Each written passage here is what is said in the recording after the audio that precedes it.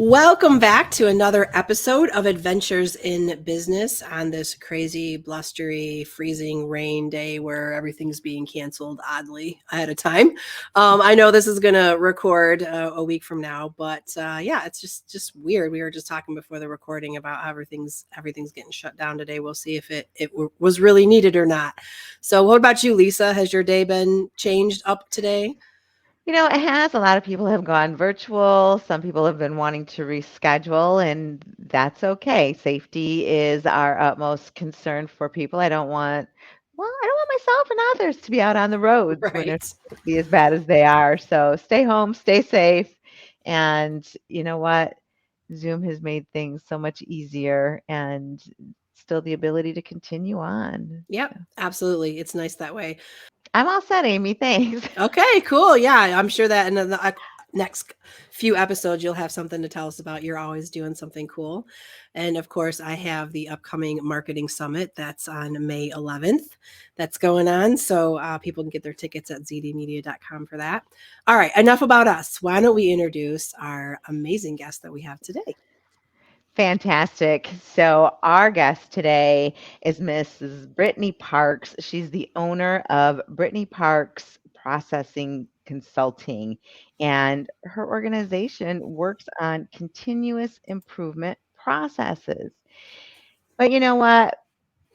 I got to meet Brittany before she was actually a business owner. She and I had met at a networking event and connected right away. She's just such a personable, enjoyable person to be around. And if you're able to learn from her what she does and just meet her, she's a great person. But anyway, with that said, welcome, Brittany. How are you today?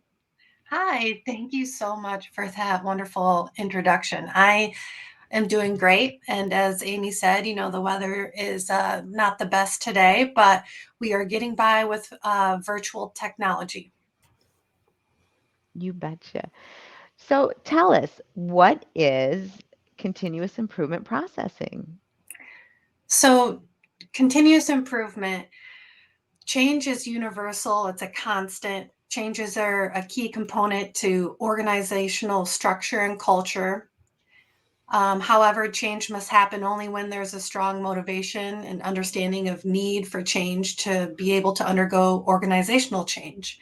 So, in my understanding about what you do, Brittany, because I have been working on your new website and I've been writing a lot of content and talking to you about a lot of things that you do. So, you go into companies and organizations and you help them organize better. You do a lot of training. You talk to them about their processes because, as we all know, processes are key to getting things done efficiently. And so you help them and you work in a lot of different areas of different businesses, correct? Yes, I Okay. do. Process improvement is for any industry. It's originated from manufacturing. However, over like the last 15 years, it's been introduced into healthcare, and I'm really trying to break into other industries such as like customer service or financial advisor firms, nonprofits, even. Process improvement can be worked on in any industry, really. Absolutely. And so when we start thinking about the process improvements, what is the benefits to your clients that hire you? Oh, there's so many benefits to process improvement. So, process improvement, first of all, to be able to know where to begin to improve upon your processes, we dive into where your problems are. Some problems may not be known, or they may be overcoded by what you think is the root cause. So we dive down into actually what the root cause is. We do an analysis on that process. We process map it, take a look and see where duplicate work may be being performed. So, Brittany, tell us about one of your favorite case studies. I know that we talked a lot about that, and you have lots of examples of companies that you've helped. Yes. Well, one of my memorable case studies is a manufacturing setting, and they had quality reviews that needed to be performed within a certain amount of time. And leadership thought, well, the individual's not doing their job. And so I said, well, you know what? Wait a minute. It's not always the person. It's usually the process. Let me, go down, take a look, do some key stakeholder interviews, do an observation, and kind of see where the problems are arising. And so I worked with a manufacturing team, and come to find out that it wasn't the person. They were actually being asked to do more than what they could do within the time frame given. And so we took a look and came up with solutions on how to organize the workplace to bring equipment closer, where there's less walk time, there's less non-value added tasks. And we also implemented like a time sequence standard work process for achieving the quality reviews needed. And we were actually able to, through eliminating a lot of waste and reorganizing where equipment was and bringing tools at the hand of the operator, we were actually able to then take half of that operator's day and apply their time in another area. And so we were able to utilize the resource that we had in two functions within the business day. Girl, you just told me how I'm going to save time and money, two very valuable assets that I have. And so when you start thinking about working on continuous improvement with processes, you're going to save time, you're going to save money. And who couldn't use either one of those back, in their days or in their pockets? So what a great story that you have there. I think that there's a lot of benefit when we sit and analyze how we're going about our tasks, because efficiency is key. Right. And I also think it's really important. I love it when I hear stories of businesses that are being proactive about helping their employees instead of blaming them for not being efficient, or at least thinking, hey, well, maybe there's something we can do to help this employee who isn't performing to the expectations, or they're frustrated with their performance. And it's not, like you said, it's not the person. It's the process or lack of process. And that's really important. And that's important for every worker out there. And I think a lot of people get caught in that loop of being asked to do too much, or being asked to do something that's not, exactly efficient, or things like that. And then that's just frustration abound. And so you're kind of like a miracle worker when you go in there, Brittany, and you listen to people and talk to them and figure out where the stop gaps are and where the frustration is. And so I think that any company that thinks like that and thinks that they need you to come in and help them is going to save time and money, just like Lisa said.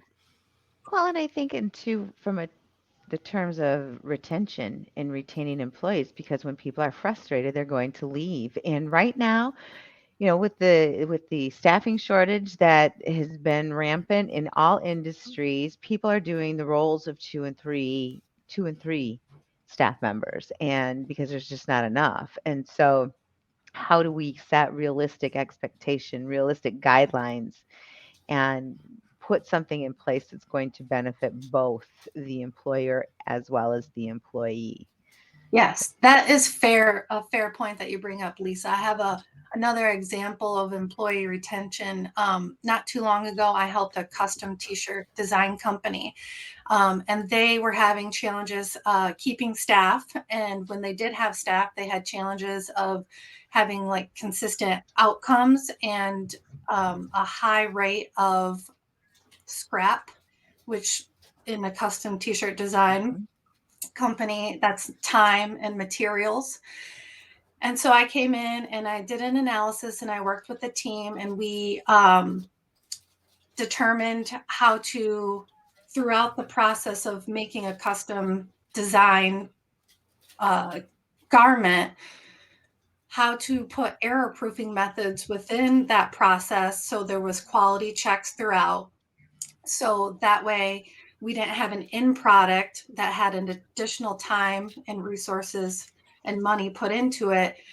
We had a process where they were able to check and double check their work to ensure that things were going as they needed throughout the process, which allowed also retainment of employees because they felt like they had a process, they had a standard, they were doing what was expected, they were getting things completed faster for the customer, they had less customer complaints, and so customer interactions were a lot more friendlier and more positive, which led them to have a better day within their work. And they enjoyed their work and wanted to stay working. And we also put metrics in place where at first, before they had any metrics, they were losing almost $800 a week in material and time. Wow. It's a lot. Yes, it was severely a lot to where the owner was actually considering closing business because of the continued loss of money and not being able to have staff. And so within 3 weeks of working with the team, we were able to get that down to under $30 per week. And the business was able to stay open, and the employees were happy and wanted to stay, and they're still there today. What a great testimony. That speaks volumes right there. Speaks volumes. Yeah. Okay. So, Brittany, now that you've piqued people's interest and they're thinking maybe we need to have Brittany come in and, talk to our company, tell our listeners how they can get a hold of you. Yes. So listeners can get a hold of me at my website at www.bppconsulting.net. Or you can look me up on LinkedIn under Brittany Parks Process Consulting. And I'd love to add you as a friend and get to know you and tell you a little bit more about my business and how I can help you. Excellent. And of course, as always, for our listeners, we'll have the links to the show notes for that so you can get a hold of Brittany. And with that being said, we're going to take a quick break to hear from our sponsors for this episode. As business owners, we wear many hats, but we can't do everything. One thing we definitely can't do on our own is legal advice and services. Katrina Hofstetter, the founding attorney at Cornerstone Legal, started her firm on the belief that everyone should have access to high-quality estate and business planning services and solutions that meet their needs and their budget. Katrina provides business formation and succession services. And as you know, we at the Adventures in Business podcast are all about supporting entrepreneurs in the Lansing area. And so is Cornerstone Legal. Start your business with the right legal documents in place and create the perfect succession plan to protect your business and get it ready to sell or pass on to someone else. Katrina can meet you in person or virtually for all of your business legal needs and can be reached at cornerstonelegalpllc.com or 517-708-2222. If you want to learn more about Katrina, check out episode 47, where we interview her. CornerstoneLegalPLLC.com or 517-708-2222. Building your foundation, building your confidence, Cornerstone Legal. So, Brittany, what made you decide that you wanted to do this? What inspired you to do process consulting? So my background, I went to the University of Michigan and obtained a bachelor's in healthcare administration. I thought I wanted to be a healthcare administrator. And that was a desire of mine for a while. But to work up to an administrator position, I started in process improvement and quality management in the healthcare field for McLaren Hospital.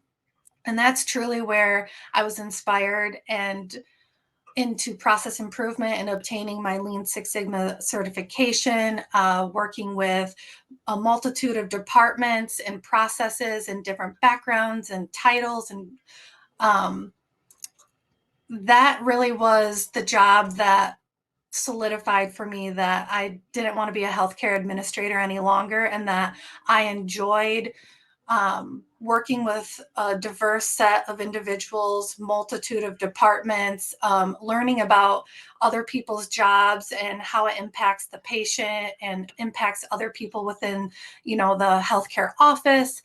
And it just kind of spiraled from there. I had an opportunity to change industries from healthcare to manufacturing. And I was like, I don't know if I'd ever have this opportunity again, but it's the same tools and techniques, just applied in a different industry. So I jumped into manufacturing and loved to learn about every individual department and their job and what they're making and how they make an impact every day, which then inspired me to want to continue to learn about different industries and teach people about process improvement and how the tools and techniques are the same. It's just applied differently into another industry. So I love that I get to learn about other businesses, other people, how their day-to-day work happens, what their frustrations are. And I just love to help people and help develop solutions and systems to put in place to allow their day to be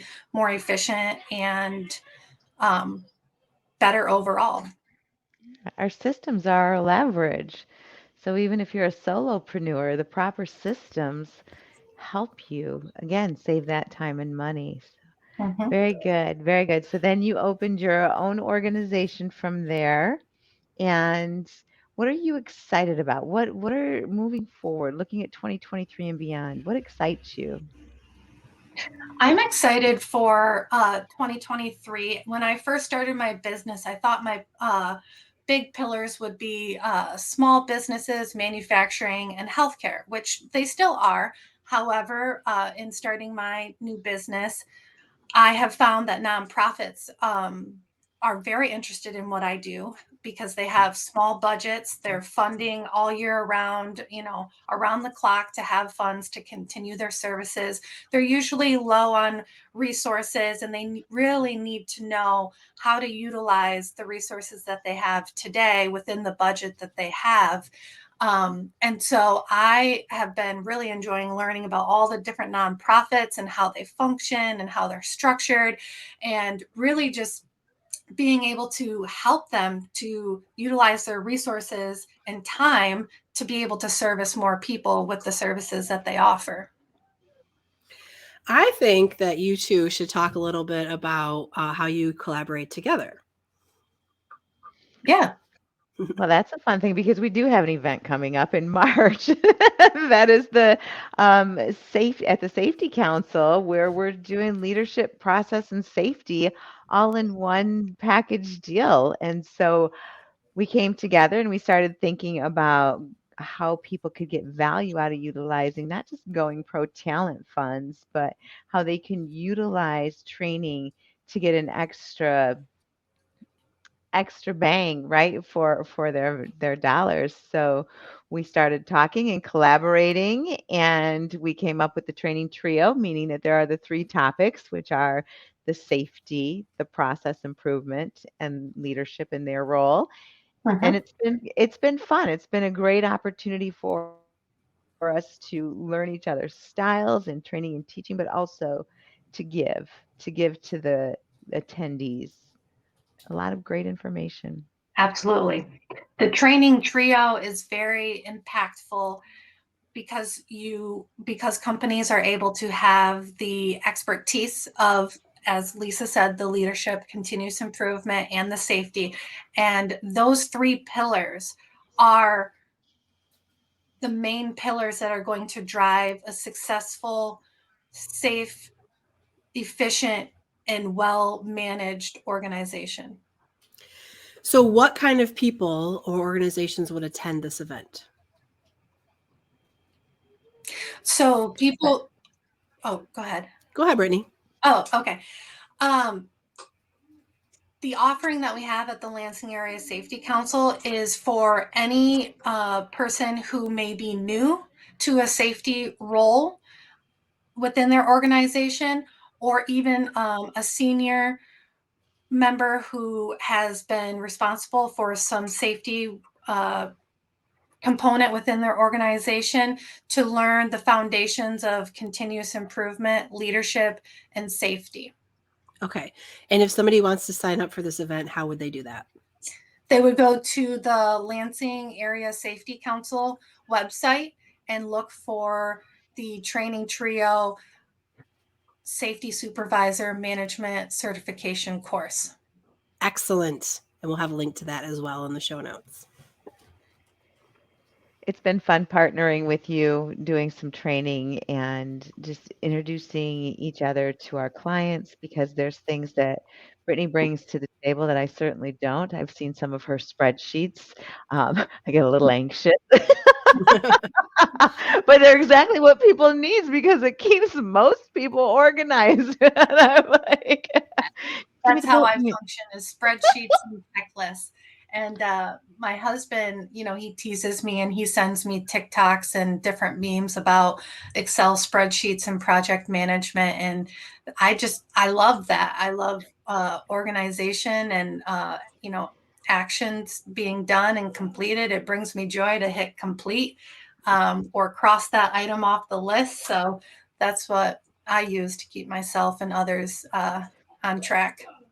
Well, and there's so much value in it. And I said it brings me a little anxiousness, and that's why it's important to have a Brittany on your team. And when it's super important to have that because my filing cabinet in my mind is just a hot mess, and I need that going to find things in an easier fashion. And so I was saying that with all jokingly with all the love in my heart, but I need you and then people like you. So And I love to organize and help people and ensure that their time is spent with value added task. And I find joy in removing any non value added tasks. Yeah, it sounds to me that when people hire you, they are going to be able to pay for your services in the amount of time and waste and things Absolutely. like that that you eliminate for them or improve for them, that it's just an investment for them to hire you. And I Absolutely. encourage all of our listeners out there that if you're feeling like you need somebody to come in and help you with these kinds of things, or you have a friend or know of a business that is maybe struggling or could use some more organization, that you refer Brittany and look up the information about her on the show notes to this episode. So, Brittany, before we wrap up here, is there anything else that you want to tell our audience, things that you do in your free time or other areas of the community that you are involved in, or anything like that? Absolutely. So I am a coach for Waverly Robotics at Waverly Schools. We've been around for 6 years. My husband and I established the program, and through our journey, we've acquired many other mentors and coaches and community partners that help the program stay alive and continue to grow. We reach over 300 students annually now, from third grade all the way to 12th grade, and are forever growing. And so that's where I spend my free time. Majority is mentoring and coaching the robotics program. Additionally, I have a 1-year-old daughter who also keeps me busy and on my toes. And so we enjoy spending time with her, taking her to different places. And she's just at a fun age where she's got a personality and preferences and exploring. So that's been another big part of my time outside of work. I love it. It has been such a pleasure to share what you are doing, and just the support that you're giving our community is really valuable and important. And I don't think we can express value enough, because it's something that I hear in many industries as well. And so thank you for joining us today. Thank It's been you. such a pleasure, and I look forward to seeing you in the community when this weather clears up a little bit at some networking again, and Yep. loved having you here. Yeah, Well, thank absolutely. you. And oh yeah, sorry, Brittany. Oh, I was Yeah. just going to say thank you so much for having me. It's been a pleasure to talk about my business and Waverly Robotics and what we do. Yeah, and I just think that I want to reiterate what Lisa and I talk a lot on the show about, is that as a small business owner, we can't do it all. We try to wear a lot of hats. And Mhm. sometimes in businesses, I run into this sometimes too, where a business thinks they have to hire a full-time marketing professional or something like that. And a lot of times they can outsource that or partner with people. And that is absolutely the case when it comes to consulting that Brittany does too. So if your company is struggling, you need better processes, you don't necessarily have to hire a full-time person. You can work with a partner, with a consultant, just like Brittany, who can come in and work with you for a period of time and whip you into shape and see what kind of time she can save you, and money and things like that. So just remember, all of you business owners and people out there, you're not in this alone. There are so many resources in the Lansing area to help you. And we're all in this together. So, and Brittany is just one more person that you can have in your toolbox. So thanks again, Brittany, for being on our show. We've really enjoyed talking to you and learning more about your company. Absolutely. Thanks for having me. Yep. So, and to our listeners, thank you again for joining us on another Adventures in Business. We appreciate you. We release episodes every Wednesday. And if you would like to be a guest on our show, you can go to zediamedia.com, click the tab for the podcast, and look at our calendar and see what opportunities that we have open. We would love to have you on our show. Thank you so much. And as always, go out and make it an adventure.